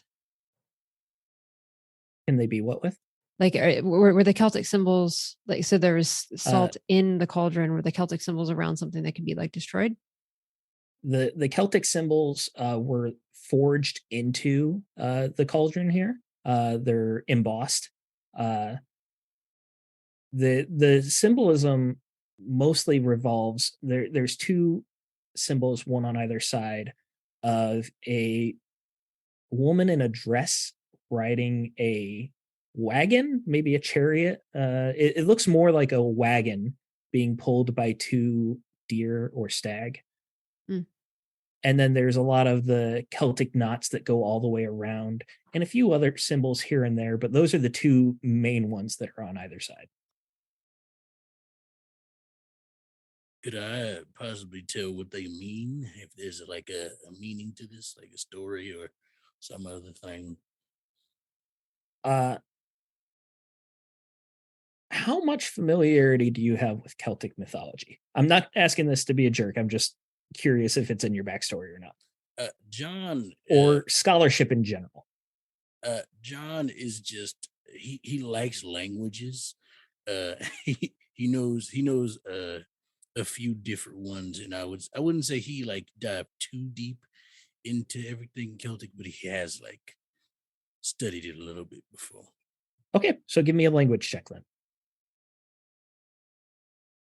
Alrighty.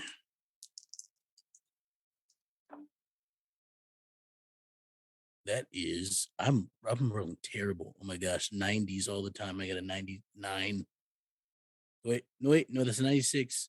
It's still a failure though, but That's good. it's not as 99's bad bad. as I thought. Or no, 90's bad, and then 11 is the Joker. Man. Yeah. Get Got the a hang of the 96, system man. someday. Okay, so 96. Uh, you said you like language. I'm going to give you that there's no actual written language on this Mm. cauldron whatsoever. There's a lot of symbols, but nothing that you would assume Gaelic. You know, it wouldn't be a hard leap to guess that. But there's no actual written language on here. Gaelic doesn't even have an alphabet, or it has a way of writing, but there was nothing that was written down in on this symbol or on this cauldron. I can't make heads or tails of what's written here. It doesn't seem to be an actual language, or it is, but just like I'm not sure. It seemed more just like a story. Well, at the homestead, the idea was to destroy the Celtic whatnot that we saw, and I think we could destroy the house. But I think the cauldrons are generally designed to not get destroyed. Well, do you just have to destroy the object that they are written on, or just the symbols themselves? Last time it was a little of both, but I suppose the latter's ultimately the goal. All right, y'all might want to cover your ears then. I'm gonna pull out my tomahawk and just scrape it alongside, just putting a straight line, just trying to break the symbols essentially. Okay, Oh, yeah, that's a great we don't. idea and an awful sound. Yeah.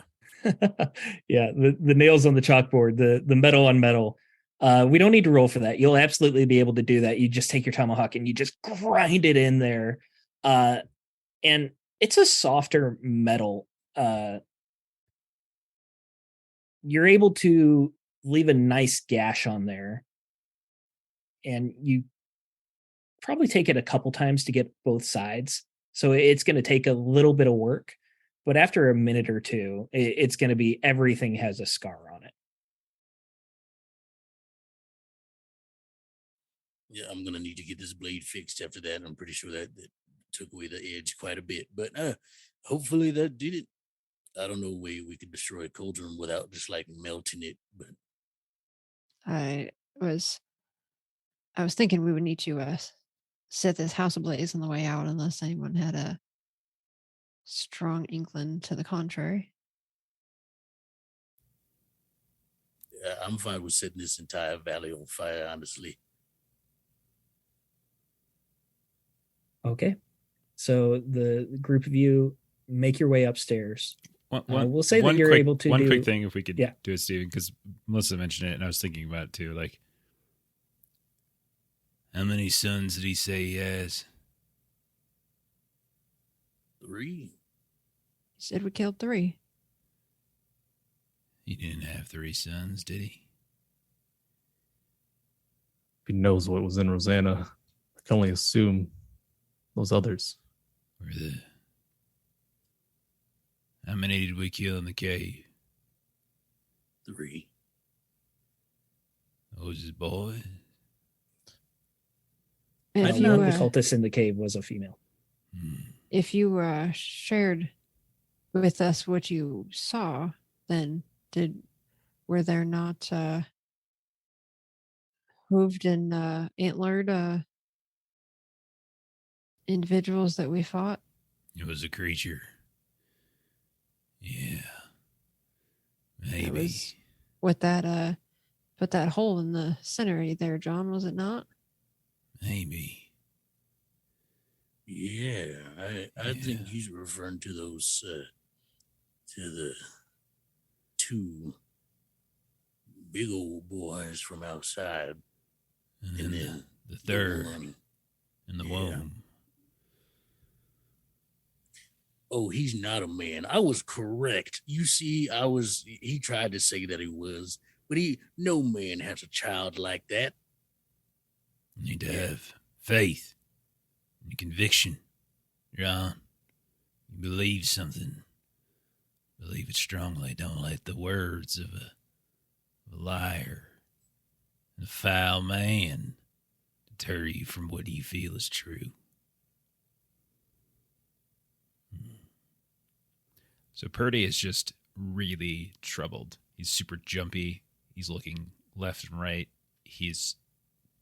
Whenever you guys aren't looking at him, like the camera pans and like you see him just sort of his eyes squinting as he looks at the back of your heads, just really kind of trying to do some calculus in his head and trying to wonder.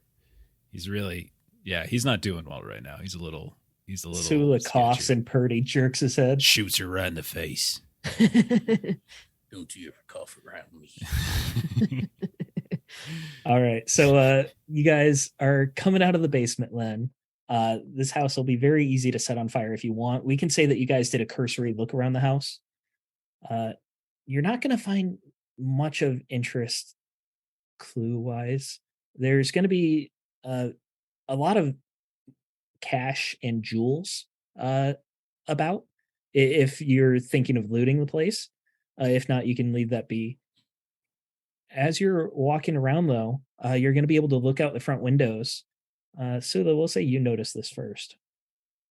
You see Petey sitting in the center of the ranch between the now embers of the barn, and it's dark outside at this point. It's very dark out, so he's just kind of backlit. And then there's the cabin that collapsed to the right, and you see Petey just kind of holding Bandit and petting him, just sitting. You can see that there were glistening of some tears, but he's just covered in soot and smoke at this point, and tears running down the dirt. But now he seems somewhat calm and collected. Just to point out to y'all that perhaps the actual PD is outside there with Bandit. Oh, good. That's good to hear. Petey, is that you? Kind of looks up and looks over to the house and, but I thought everyone left. Still here, boy. How are our horses? Can you get them? The horses, they're mostly all fine. Couple hands took their horses out. I think yours are still in the corral. You're not leaving, are you? Yes, we are, but you are coming with us. Just don't worry about it. You'll be fine. We'll take care of you. Oh, good. I think most of the saddles got burnt though. It's all right. Okay. Uh, he sets down Bandit. I'll go get the horses I can. Yeah, He runs off to I'll the come corral. with you and help you out. Don't worry, I'm coming, Petey. There a wagon that survived, a cart of some kind. High or low? Hi. There is. There's a wagon by the slaughterhouse shed. It's covered in blood in the back, but it's functional. Wouldn't have it if any not other a little way. bit smelly. Purdy will get Henry, Who is still faithfully watching the front door of the house. He's the only one I trust, and I will go start getting him set up on that wagon. All right. The rest of you, did you want to burn the house down? Oh yeah. Okay. Are you looting the house or are you just burning it? I'm very tempted to take it in money, although I'm pretty sure it's still by demonic presence, so I don't. Although I'm very tempted to, but I don't. Just in Although case. I'm very tempted to. Do we see John like pick something up, put it back down, pick something up, put it back down? He very much is kind of like, but no, but money. But no. There's some very fancy crystal on a shelf, and he picks it up and Floy, what does our treasure hunter do? No, I'm not looting. I'm not a thief in this universe. Okay. Sula, are you good leaving everything? Yeah, Sula's really just standing around looking and not particularly making any sudden movements. Okay. So between John and Petey, you're able to gather your horses. There's a saddle or two. There are bridles, plenty of bridles, but you're missing at least one saddle from the fire in the barn. And the saddles you have aren't yours either. They're saddles that were in different places. The group of you do your best to provision what you can, get some food for the journey. You begin setting off in a march into the darkness with the blazing of the ranch behind you. And that is where we are going to end this arc. Thank you, y'all. Nice. Say we do not look back. Yeah. We just No, of course not. No. Riding into the darkness. I hand out cigarettes to everybody and tell them stories. Petey is very happy to take one. And just they all die because they were laced with poison. just like Denzel not did Bandit it. Too. Come here, doggy. Come here. Bandit's like, let me get a drag. Is that dog a demon? We're never gonna know. One way to find out. Part 3. Tune in. So we will be taking a week off, and we will be coming back on December 6th with Arc 3. We're gonna have a cast shakeup, but we'll be figuring out what's going on with Father Purdy. Is he going to regain his sanity? We don't know. Probably not. Thank you all for joining us. You can't ask for a better posse. I'm very blessed to have friends like you all. Extel, it's my first time playing with you. I'm so glad you agreed to this. It's been a lot of fun. You've been great. Yeah, it was great. What do we got going on? John, Extel. I'm reading John on my Zoom. Extel, what do you got going on? John and Extel. This Monday we're coming back with TXP. We're coming off our break, so this Monday coming up, the 28th, we will be back with Curse of Strahd, Ravenloft Misfits, and where I play Arx is a Tiefling Paladin who is on a weird journey of like trying to take over the world. But that's a thing. And then tomorrow night, we're back with the second episode of Vampire the Masquerade Blood Tax, Vampire the Masquerade Chronicle on Take Your Roll. It's a POC-led platform where we try to uplift marginalized voices in the community. All POC cast, and we're coming back with episode 2 tomorrow night at 7:30 Eastern. So make sure to stop by. It's gonna be a great time. I'm a storyteller, and yeah, it's fun. I got some terrible things in store for my players. Yeah, it's okay because I love it. they're all like, yeah, they're like mentally destroy my characters, and I was like, I got you. I can do As that. long as everyone consents, it's all good. Yep. So yeah, and that is all. Yes. You can follow me anywhere on any social media platform. Not any actually. I'm on Twitter. Who knows for how long? Instagram. In Hive Social now. At Extra the King. So everywhere. That's how you can find me. We're all scrambling to pull up our profiles and follow more people. Yeah. In It's a lot of work. Go back through that. social media shakeup. Jeez. Oh yeah. It's like Russian roulette with social media right now. It really is. Which one's going to last? Yep. Jeff, what's going on with Lollygaggers?